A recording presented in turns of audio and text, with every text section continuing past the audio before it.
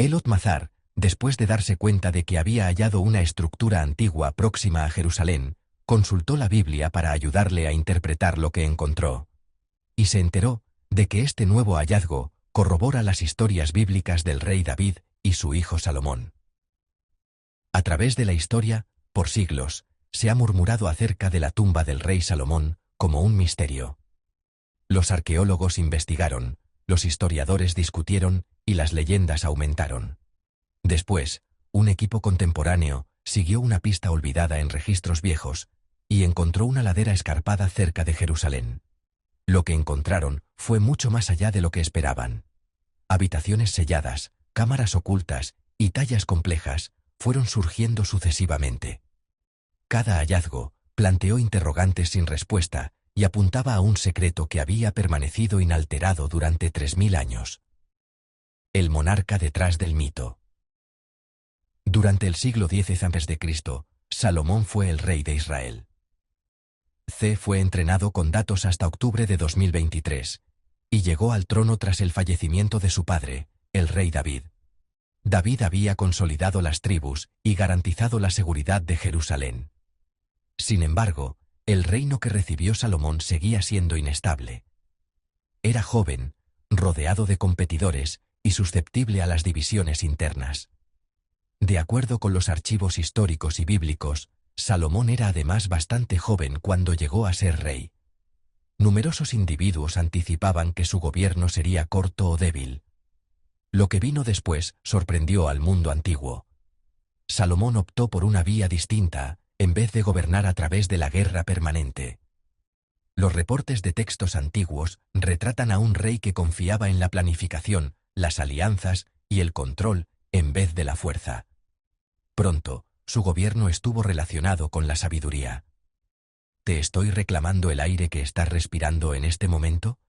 ¿Es mío porque está en mi cámara? Por toda la zona se propagaron las historias sobre su determinación. La historia más conocida detalla a dos mujeres que sostenían ser la madre del mismo niño. Salomón reveló la verdad sin que se derramara sangre. Su madre biológica se derrumbó. Esta historia, ya sea completamente histórica o influenciada por una tradición posterior, enseña el modo en que la gente lo recordaba. Se dieron cuenta de que un gobernante era capaz de solucionar problemas que otros no podían. Su fortuna aumentaba a medida que crecía su reputación. De acuerdo con informes y registros posteriores, Salomón tenía el control de rutas comerciales importantes que conectaban Asia y África con el mundo mediterráneo. Los barcos que fueron enviados bajo su mando se dirigían a zonas lejanas como Tarsis, y algunos eruditos piensan que estos sitios eran fuentes de marfil, oro, cobre y materiales poco comunes. Los reportes indican que estas expediciones volvieron con bienes que nunca antes se habían visto en Jerusalén. Este flujo de riqueza cambió el reino y situó a Salomón como uno de los líderes más influyentes de su época. El rey Salomón es un personaje fascinante debido a que la Biblia sostiene numerosas afirmaciones sobre su dominio de extensos territorios. La construcción del primer templo en Jerusalén fue el emblema más poderoso de la autoridad de Salomón. Según los relatos antiguos, el proyecto exigió una detallada planificación a una escala sin precedentes y duró 7 años. La madera de cedro fue importada desde el Líbano. Se hizo un corte exacto de los bloques de piedra para que encajaran entre sí a la perfección. De acuerdo con los relatos bíblicos, las piedras fueron labradas en la cantera de tal manera que no se escuchó ningún ruido de martillo durante la construcción del templo. El oro fue usado no solo con fines decorativos, sino también como parte de la estructura misma. De acuerdo con la tradición, el templo se transformó en el corazón de la identidad y la adoración del pueblo israelí. Además, hizo de Jerusalén una capital tanto política como espiritual. La gente pensaba que este edificio iba a permanecer en pie para siempre, 300 o 400 años después de su construcción. Sin embargo, el edificio todavía estaba en pie en Jerusalén. La reputación de Salomón se extendió mucho más allá de sus límites. Los líderes extranjeros empezaron a desplazarse hasta Jerusalén para observarlo con sus propios ojos. La reina de Saba fue la visitante más célebre. Según se informa, ella llegó con caravanas repletas de presentes y puso a Salomón a prueba, mediante preguntas complejas. Según fuentes antiguas, ella se sintió intimidada y a la vez impresionada por su riqueza y conocimiento. La historia ilustra, sin importar si cada detalle es exacto o no, la manera en que Salomón era percibido en todo el mundo antiguo. La fama del rey Salomón se ha propagado como una marea en ascenso. Han sido necesarios muchos meses para cruzar el desierto y zambullirse en su océano de sabiduría. No se le tenía por un rey ordinario. Se le consideraba una persona con entendimiento de cosas que otros no comprendían. El mundo quedó en silencio a su alrededor cuando Salomón falleció. Los detalles se desvanecieron. Los registros dejaron de existir, y casi inmediatamente, todo lo que ocurrió después de sus últimos días se volvió inaccesible para nosotros. El misterioso caso de la tumba que desapareció hace un siglo. Tras la muerte de Salomón, algo profundamente inquietante se hizo evidente.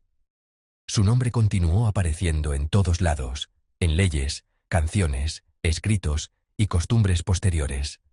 Sin embargo, sus restos físicos parecieron desaparecer de la historia. Los historiadores y arqueólogos que empezaron a investigar el antiguo paisaje de Jerusalén se toparon con un silencio inquietante.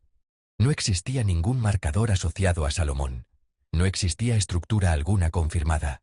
No existía ninguna cámara funeraria que pudiera asociarse con él de manera segura.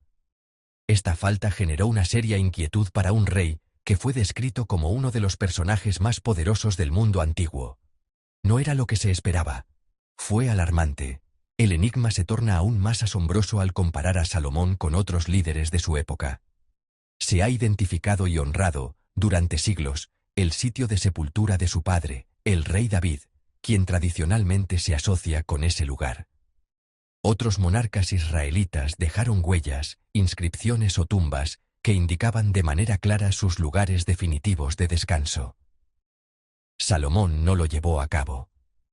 La destrucción es el foco de una explicación proporcionada por los historiadores. En el año 586 a.C., las tropas de Babilonia asediaron Jerusalén. Los muros fueron derribados, los edificios religiosos fueron saqueados y la ciudad fue incendiada. De acuerdo con reportes históricos, partes enteras de la ciudad se convirtieron en escombros. Hay quienes piensan que el lugar donde Salomón fue enterrado pudo haber sido destruido o eliminado en medio de este caos. Sin embargo, en ninguno de esos registros se hace mención alguna del Arca de la Alianza, algo que, de haberlo tomado, probablemente se habría mencionado. A primera vista, esta interpretación parece lógica, pero pronto presenta un nuevo problema. Otras tumbas reales, por su parte, fueron destruidas o al menos dejaron huellas. No el entierro de Salomón. Esto condujo a los investigadores a contemplar una opción más deliberada. Algunas personas piensan que la tumba estuvo escondida mucho antes de la invasión de Babilonia. De acuerdo con algunas interpretaciones, los ladrones de tumbas hicieron de la tumba de Salomón un objetivo privilegiado debido a su gran riqueza. Algunos proponen que el secretismo formaba parte de una estrategia más extensa del gobierno. Se empezaron a difundir relatos más sombríos. Además de estas explicaciones, hay quienes piensan que la tumba de Salomón tenía algo más que un tesoro, de acuerdo con textos posteriores y costumbres locales. Estos relatos sostienen que tenía objetos sagrados, o saberes que, si se mostraban, se los consideraba peligrosos. A pesar de que no existe evidencia sólida que lo respalde, es notable la persistencia de estas historias. Los nativos y los autores posteriores sostienen que la idea de que algo poderoso está enterrado bajo Jerusalén nunca se desvaneció del todo. Motivados por estas convicciones, numerosos colectivos intentaron encontrar la tumba. Los caballeros de la Edad Media lo buscaron, impulsados por su fe y por la leyenda. Los exploradores de siglos posteriores continuaron con los rumores y mapas antiguos. Los arqueólogos de la era moderna emplearon métodos de excavación y herramientas para escanear que son muy avanzadas. Vamos a seguir adelante, y pronto encontraremos algo verdaderamente especial e importante allí. Todos los intentos terminaron de la misma forma. No se halló ninguna cámara. no se mostró ninguna entrada. Cada fracaso hacía que la frustración se intensificara y el misterio se robusteciera. Los límites prácticos también tuvieron un rol. En gran medida, la antigua Jerusalén está situada bajo construcciones modernas. Las áreas clave se volvieron inaccesibles debido a las tensiones políticas. El terreno, en sí mismo, fue riesgoso debido a las rocas inestables y a los caminos colapsados. Acorde a los reportes de excavación, no fue posible explorar totalmente muchos sitios prometedores. Estos límites dejaron vacíos críticos y posibilitaron que el misterio continuara. Con el paso del tiempo, la tumba de Salomón desaparecida quedó atrapada entre la evidencia y la historia. Mientras las evidencias permanecían calladas, las leyendas se hicieron más fuertes. Los académicos discutieron. Los fieles aguardaron. Los escépticos tuvieron por mito el asunto entero. Sin embargo, el silencio se resistió a irse. A lo largo de siglos, todos los métodos aprobados no tuvieron éxito. Sin embargo, la historia estaba lejos de concluir. Hallazgo en el lugar menos esperado. Correcto, esa es una de las secciones de las puertas dobles del monte del templo. También fue allí donde descendió al subsuelo del monte del templo. La exploración de los secretos de Salomón se enfocó en la tierra a lo largo de siglos. Los arqueólogos cavaron en el lugar que la tradición les señalaba. Se escanearon áreas reales, muros y debajo de templos. Todo trabajo terminó en silencio. El trabajo de la doctora alteró ese patrón. Emily Carter, una arqueóloga contemporánea que pensaba que las respuestas no estaban escondidas en la piedra, sino en el papel. El doctor. Las excavaciones dramáticas no eran la especialidad de Carter. Su paciencia era su fortaleza, según sus compañeros. En vez de liderar excavaciones, dedicó años a analizar archivos antiguos que la mayoría de los investigadores desconocían. Estos incluían, entre otros elementos, planillas de impuestos, pagos de trabajo, registros de suministros y anotaciones administrativas que datan del final de la Edad de Hierro. Para muchos, estos documentos eran tediosos y redundantes. El doctor Carter pensaba que eran sinceros. Ella pensaba que con frecuencia, los registros destinados a la contabilidad mostraban verdades que las historias intentaban ocultar. Al examinar partes traducidas de archivos regionales, advirtió algo extraordinario.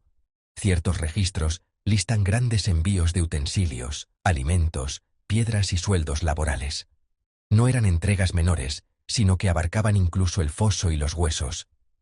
El cuerpo, o sea, el esqueleto, se quedaría aquí, en el banco. Eran organizados, recurrentes y caros. No obstante, el destino nunca se nombró de manera clara. Los documentos empleaban referencias imprecisas, como áreas restringidas o lugares protegidos, en vez de nombres de lugares. De acuerdo con los reportes, esta tendencia se presentó en repetidas ocasiones durante distintos años. En un principio, el doctor Carter supuso que los espacios vacíos eran consecuencia de deterioros o conservación deficiente, pero el patrón persistió en otros documentos. Algunos de los pagos listados para guardias. Otros hicieron referencia a porciones extras para los empleados que fueron asignados a sitios no identificados. Al comparar las líneas de tiempo, observó algo más. Estas entradas se organizaron alrededor de los años finales del reinado de Salomón. Le llamó la atención ese detalle. El doctor Carter empezó a comparar los archivos con la geografía conocida. Comprobó las distancias, los volúmenes de suministros y las duraciones del trayecto que se indicaban en los documentos.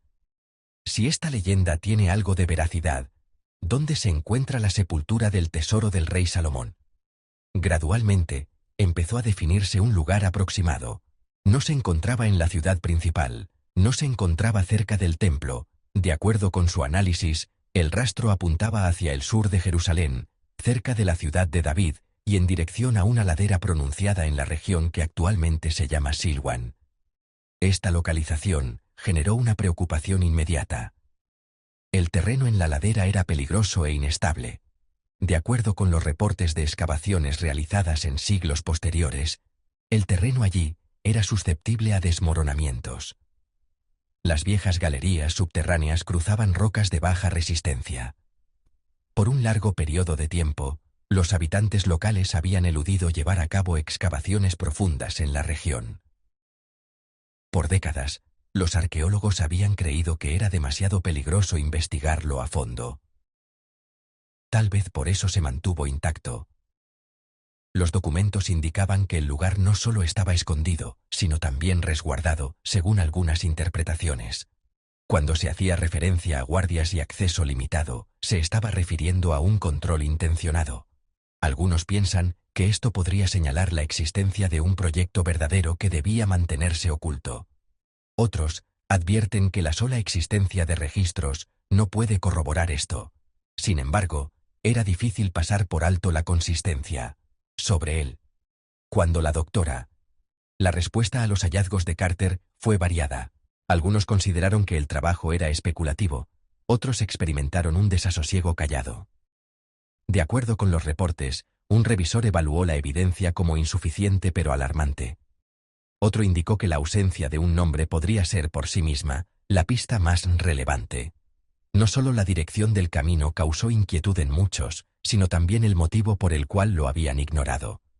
Los documentos siempre habían estado presentes, fueron clasificados y traducidos. Simplemente los habían ignorado. El trabajo del Dr. Carter propuso que la pista más relevante del misterio de Salomón estaba escondida a plena vista. El rastro de papel se había terminado. Lo único que quedó fue el propio terreno y la colina, que esperaba más allá de los registros. La ladera era conocida antes de cualquier otra cosa por una sola característica. No toleraba los fallos. El camino a seguir ya no sería teórico ni seguro. Exigiría una acción, conllevaría un peligro. Esto supondría un terreno inestable y forzaría al equipo a confrontar un lugar que la historia y la precaución habían conservado sin cambios durante centurias. La colina de Silwan, sin alteraciones, nos esperaba en aquella pendiente. La ladera de Silwan no parecía un sitio con respuestas. Era empinada e irregular, y estaba fabricada de piedra caliza filosa que se rompía con facilidad bajo presión. Sin ningún tipo de alerta, el terreno se desplazó. De acuerdo con los datos de excavación, se habían colapsado segmentos de la pendiente anteriormente, sin que nadie lo notara. Este no era un terreno seguro. Era el tipo de terreno que dañaba a los empleados y sepultaba las herramientas.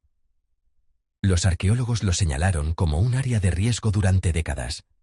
Existían además otras limitaciones.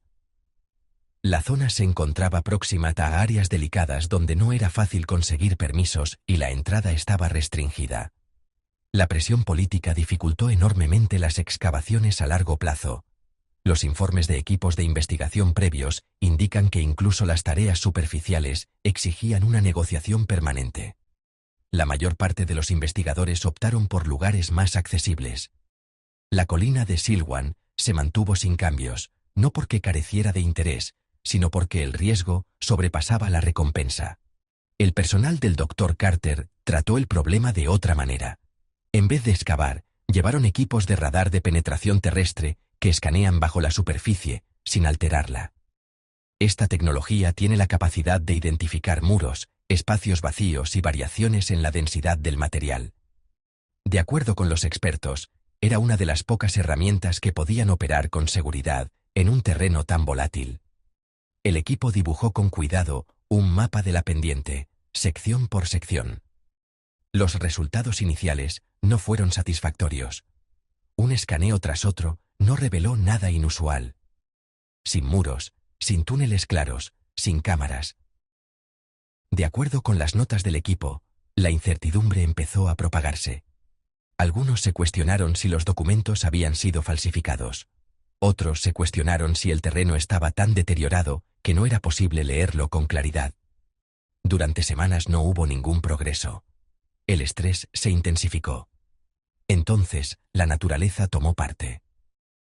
De acuerdo con los reportes meteorológicos, una tormenta violenta e inesperada golpeó la región durante la noche.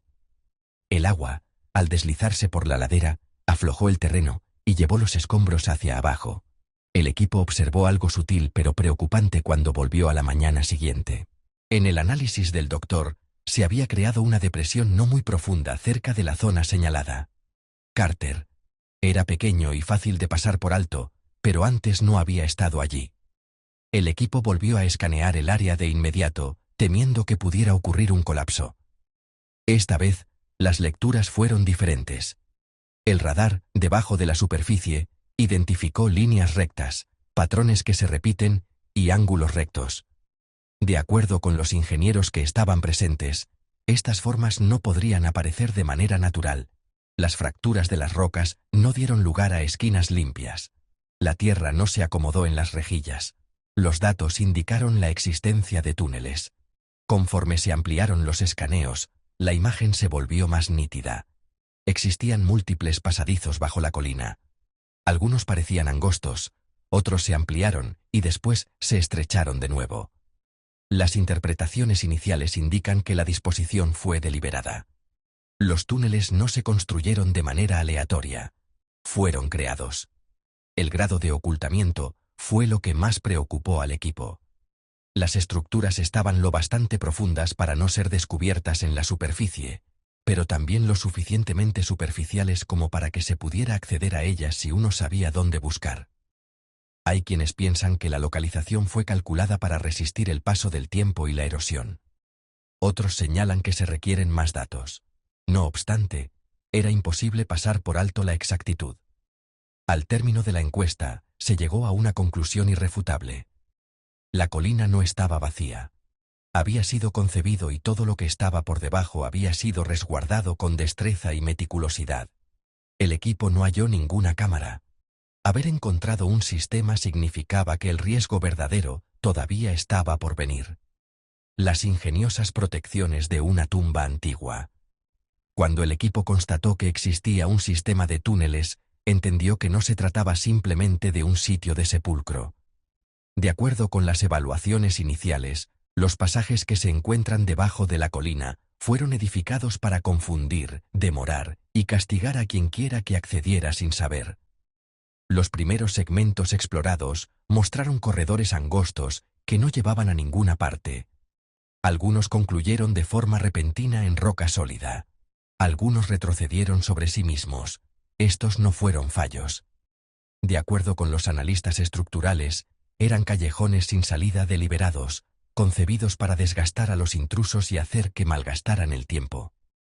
Conforme el equipo avanzaba con precaución, surgieron más peligros. Se observaban indicios de inestabilidad controlada en algunos tramos. Los soportes de piedra se instalaron de tal forma que tuvieran la capacidad de desplazarse bajo presión. Reportes del equipo de ingeniería indican que el colapso de partes del techo podría ser causado por una leve alteración. Estas cualidades indican que los constructores anticipaban la llegada de intrusos y planearon para ellos. El que diseñó este espacio comprendió la manera en que opera el miedo y cómo emplear el ambiente como instrumento. El equipo observó marcas grabadas en la piedra, cerca de lo que parecía ser una unión temprana. Estaban muy fatigados y débiles. Al principio, parecían no tener sentido o ser decorativos. Se encontraron símbolos que se repetían y ranuras no muy profundas, situadas a alturas específicas, tras una revisión más minuciosa. Algunas interpretaciones sugieren que tal vez se tratara de instrucciones y no de advertencias. Se encontraban situados de tal manera que solo una persona que estuviera en el lugar adecuado pudiera verlos bien. Algunos piensan que sirvieron como indicadores de alineación para el desplazamiento por los túneles. Si bien no se ha llegado a un acuerdo definitivo, la posición fue deliberada. El equipo tuvo que disminuir la velocidad para poder progresar de manera segura. Se registró cada paso. Los ingenieros analizaron de cerca la estructura, trazando un mapa de cómo estaba distribuido el peso y los lugares de tensión. Ensayaron secuencias, aplicando presión controlada a determinadas piedras y observando simultáneamente el movimiento circundante. De acuerdo con los reportes, varios pasajes respondieron de inmediato a las perturbaciones, desplazándose lo necesario para demostrar cuán rápido podían derrumbarse. Un error podría sellar de manera definitiva secciones completas. Conforme el diseño fue haciéndose más visible, apareció un nuevo patrón. Los túneles se mantenían en ángulos exactos. Distancias que se repiten en proporciones estables. Los giros ocurrieron a intervalos constantes. De acuerdo con los expertos, este grado de control geométrico y matemático era raro en ese tiempo. Propuso una planificación avanzada y un cálculo meticuloso. Ciertos individuos piensan que el diseño representa lo que los constructores de élite han transmitido en términos de conocimiento. Otros advierten que las conclusiones continúan siendo especulativas hasta que se reúnan más datos. La presión dentro de los túneles se volvió más intensa. Los integrantes del equipo comunicaron que experimentaron una ansiedad creciente al percatarse de que su margen de error era limitado. Las luces aparecieron solo unos metros más adelante. La colina, por su parte, empujaba desde todos los lados. De acuerdo con las anotaciones de campo, el silencio se tornó denso. Cada acción tenía consecuencias. En un punto, me percaté de que ese sitio no estaba destinado a ser hallado por la fuerza. Se esperaba que se le entendiera. Las defensas no se restringieron únicamente a impedir el acceso. El intruso fue sometido a prueba. Algunos investigadores sostienen que el diseño indica que la tumba solo estaba destinada a ser accedida por aquellos que podían leer sus señales y seguir su lógica. Cuando el equipo encontró un camino que evitaba las trampas principales, una verdad se volvió evidente. Estas defensas eran únicamente la capa exterior. Lo que protegían estaba más profundo y se cuidaba mucho más de lo que nadie hubiera pensado. Cuando lograron vencer las defensas externas, el equipo se aproximó a la cámara interna, donde habían permanecido siglos de secretos, la cámara del tesoro. El túnel se abrió a una vasta cámara de piedra, después de que se pasó la última barrera exterior. Durante un instante, nadie habló. La luz atravesó la habitación y se reflejó en superficies metálicas que no lucían como deberían. Las paredes estaban adornadas con recipientes de oro, dispuestos con esmero, como si hubieran sido colocados el día anterior. Tazas, platos, cuencos y utensilios ceremoniales se encontraban en un orden impecable. Diversos recipientes presentaban diseños de lirios y granadas que coincidían con los patrones decorativos mencionados en las historias bíblicas acerca del mobiliario del templo. De acuerdo con los primeros reportes de campo, no se encontraron signos de despojo, disturbios o deterioro más allá del que el tiempo generaría por sí mismo. Conforme el equipo se adentraba, la escala de la cámara se tornaba más nítida. Este no era un espacio de almacenamiento cualquiera. Fue una colección unida con una finalidad. Aparecieron tallados de marfil en una parte de la pared. Más tarde, los expertos propusieron que el marfil probablemente se originaba a partir de rutas comerciales africanas. Se encontraron, alrededor de esa zona, partes de tejido fino dobladas. Algunos opinan que era seda, lo cual sugiere una conexión a larga distancia con zonas tan distantes como la India. Las vasijas de arcilla tenían residuos endurecidos de especias y resinas. Un estudio preliminar indica que algunas de estas sustancias no eran originarias de la zona y que se habrían requerido extensas redes comerciales para conseguirlas. Las consecuencias fueron inmediatas y aplastantes. Estos objetos concordaban con las descripciones que se hallaban en los textos antiguos, sobre las cuales muchos eruditos habían discutido durante un periodo extenso. Oro en grandes volúmenes, mercancías infrecuentes que provenían de regiones distantes, materiales que confirmaban la conexión de Jerusalén con el mundo antiguo más extenso. Desde la reconstrucción del templo y de Jerusalén hasta la llegada del rey mesiánico. De acuerdo con los arqueólogos que se encontraban en el sitio, esta cámara por sí sola aportaba pruebas físicas de que el reino de Salomón funcionaba a nivel mundial. Lo que antes se había debatido en libros ahora estaba frente a ellos. Las paredes de piedra tenían grabados. Algunas eran marcas sencillas que habrían podido señalar propiedad o uso ritual. Otros eran más complejos, con símbolos que se repetían en patrones. Se mostraron frases breves junto a objetos determinados. Según algunas lecturas, estos grabados podrían haber sido utilizados como instrucciones para el manejo de objetos sagrados o como inventarios.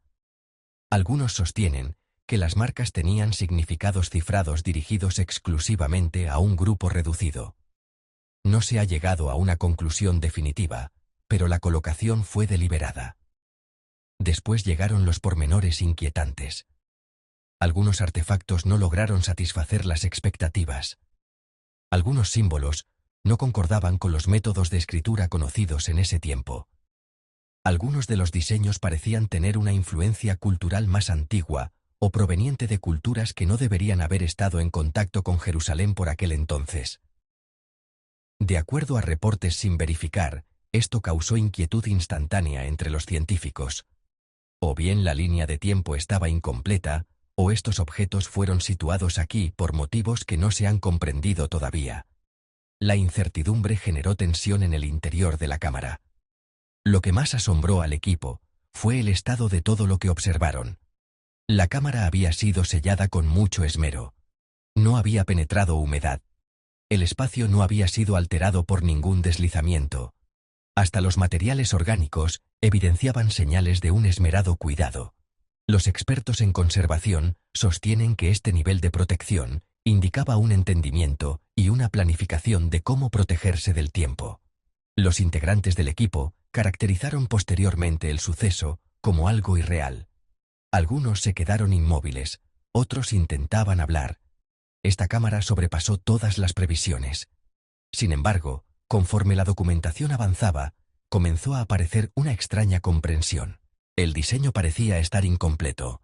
El acuerdo sugería más un propósito de preparación que uno final. De acuerdo con varios científicos, ese no era el destino. Este era un espacio de entrada, destinado a impactar, distraer o preparar al visitante. A pesar de que el oro atrajo la atención, se hizo evidente que la riqueza no era el secreto definitivo. Algo más profundo permaneció escondido. La habitación interior. La pared del último pasillo no parecía ser casual. Aquí, los bloques de piedra eran más pulidos.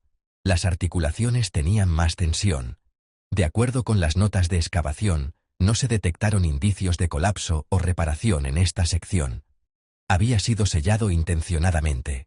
Una vez que el equipo accedió, ingresó a una cámara distinta de todas las demás que se habían hallado en el complejo.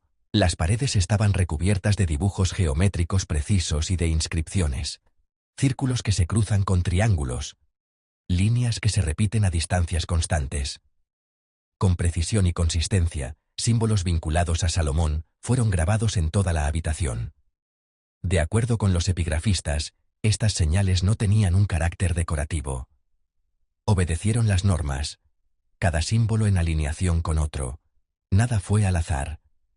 El diseño estaba concebido para ser leído, no únicamente contemplado. En el medio de la cámara, esculpido en el suelo de piedra, había un símbolo que muchos identificaron enseguida. De acuerdo con la tradición histórica, esto coincidía con lo que después se describió como el sello de Salomón.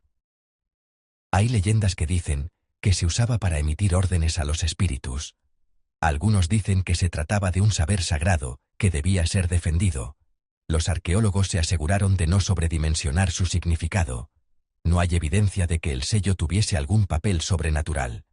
Aún así, su localización en el centro de la habitación tenía relevancia. Propuso autoridad, sugirió precaución. En angostos espacios hechos directamente sobre la piedra, se amontonaban tablillas de arcilla a lo largo de las paredes. Muchos permanecían intactos y otros estaban agrietados, pero se podían leer. De acuerdo con los análisis iniciales, numerosas tablillas incluían medidas que se correspondían de manera precisa con las descripciones bíblicas del templo conocidas hasta ahora. Relaciones de habitaciones, distancias entre elementos estructurales, proporciones que se repiten con exactitud. Otras tablillas eran más complejas de comprender. Presentaban secuencias de números, símbolos e instrucciones que no coincidían con ningún sistema de contabilidad o escritura conocido durante ese periodo. Unos investigadores notaron parecidos con textos posteriores, a los que se les conoce como la clave de Salomón. Este trabajo medieval tiene como objetivo conservar la sabiduría antigua y los rituales vinculados a Salomón. Los investigadores enfatizan que no es posible probar esa conexión. Los textos están divididos por siglos. No obstante, la interposición de símbolos, el diseño y el énfasis en el conocimiento reservado suscitaron interrogantes complejas. De acuerdo con ciertos análisis, Estas tablillas podrían ser una fuente previa que luego fue reproducida, modificada o mitificada. Lo que se hizo evidente fue el diseño de la cámara en sí misma. De acuerdo con los ingenieros, el sitio fue situado de tal modo que aunque las habitaciones externas fueran violadas, este espacio seguiría siendo invisible. La vía de acceso era angosta, indirecta y con intencionadas trampas. Era sencillo pasarlo por alto a menos que uno ya estuviera familiarizado con el sistema. Esta cámara no fue construida con el objetivo de impresionar a los invasores. Fue edificado para resistir el descubrimiento. La tensión aumentaba conforme el equipo iba analizando las tablillas. Las matemáticas que se utilizaban eran de nivel avanzado. Las proporciones indicaban un diseño arquitectónico que superaba las expectativas comunes para ese periodo. Unos integrantes del equipo manifestaron que estaban preocupados, otros se sintieron mal. Este sitio no era una tumba, no era almacenamiento, era cuestión de conservación. Aquí estaba siendo protegido algo a propósito. La comprensión fue afianzándose gradualmente. El complejo no se construyó en homenaje a la muerte de un rey, se construyó con el propósito de salvaguardar el conocimiento. Conocimiento destinado a la restricción, conocimiento que no está destinado a la utilización pública. En el extremo opuesto de la cámara había un cofre cerrado. No se podían observar bisagras. Ninguna fuerza fue capaz de abrirlo. De acuerdo con los expertos, solo podría reaccionar ante una alineación y comprensión exactas. Después de 3 días de exámenes, el equipo tomó una decisión que dividió la opinión. Registrarían la presencia del cofre, pero no lo abrirían. El Dr. Carter afirmó que todo lo referente al complejo, las defensas, la exactitud matemática y el encubrimiento intencionado, indicaba que era un conocimiento que debía ser limitado. Las cámaras exteriores examinaron si los intrusos podían resistirse a la riqueza. La cámara interior examinó si comprendían los límites.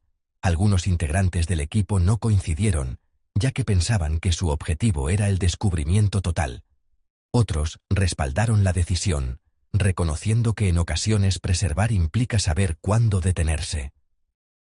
El cofre sigue sellado, aunque la discusión entre los arqueólogos persiste. Lo que contiene podría ser un tesoro. Es posible que sean textos. Podrían ser objetos cuyo propósito no se puede prever. Lo que es cierto es que Salomón, o la persona que diseñó esta construcción, consiguió resguardarla por 3000 años.